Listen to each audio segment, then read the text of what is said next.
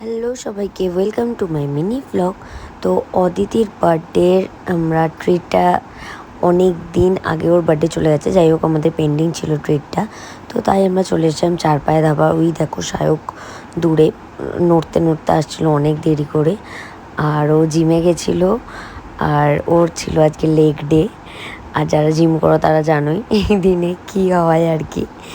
তো যাই হোক ওর বিশাল পায়ে যন্ত্রণা ছিল, বাট তারপরে এসে ও বসলো। আর আমরা অদিতিকে অ্যাজ আ গিফট একটা শ্রিওরির একটা ইয়াররিংস আর একটা নেক মানে সেট দিয়েছিলাম, একটা ছোটো পেন্ডেন্ট মতো।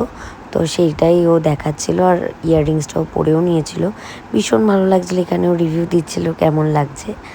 আর সায়ক যথারীতি নিজের ফোন নিয়ে ব্যস্ত, আর উল্টো পাল্টা তো বকেই যাচ্ছে, আর কি করা যাবে।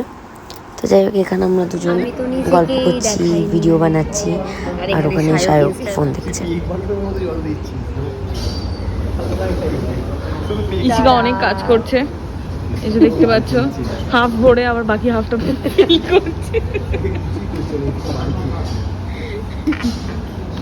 আমি সিরিয়াস সিরিয়াসলি জল খাচ্ছি। ভালো ক্যামেরা রেখে।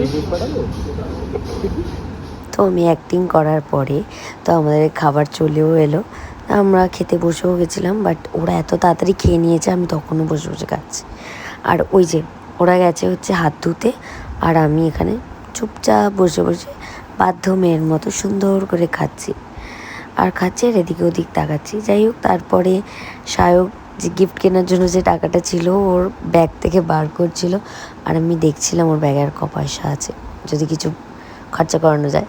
যাই হোক সেটা দেওয়ার পরে আমরা চলে গেলাম বাড়ি। তো বাড়ি যেতে যেতে মাঝ রাস্তায় আমরা একটি ইঁদুর দেখতে পাই, সেটা দেখতেই ব্যস্ত হয়ে যাই।